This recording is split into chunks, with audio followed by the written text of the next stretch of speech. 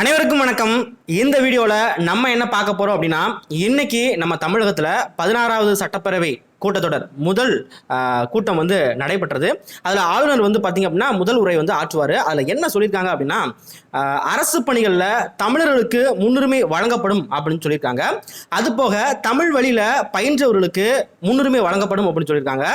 அடுத்து முக்கியமானது, விரைவில் காலி பணியிடங்கள் நிரப்பப்படும் அப்படின்னு சொல்லியிருக்காங்க.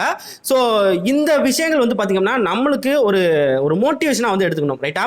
என்ன காரணம் அப்படின்னா, அடுத்தடுத்து வந்து நோட்டிஃபிகேஷன் வர ஆரம்பிச்சிச்சு அப்படின்னா உங்களால் வந்து தாக்கு பிடிக்க முடியாது. டக்கு டக்குன்னு சொல்லி போட வந்து ஆரம்பிச்சிருவாங்க. ஸோ எப்பயுமே சொல்றதுதான், தயவு செஞ்சு சிலபஸை கம்ப்ளீட் பண்ண ஆரம்பிச்சிருங்க. நீங்க வரட்டும் நோட்டிஃபிகேஷன் வரட்டும் நினைச்சிட்டே இருந்தீங்க அப்படின்னா ஒண்ணுமே பண்ண முடியாது. திடீர்னு ஒரு நாள் வந்து வரப்போகுது, அப்ப ஸ்தம்பிச்சிருவீங்க, ரைட்டா?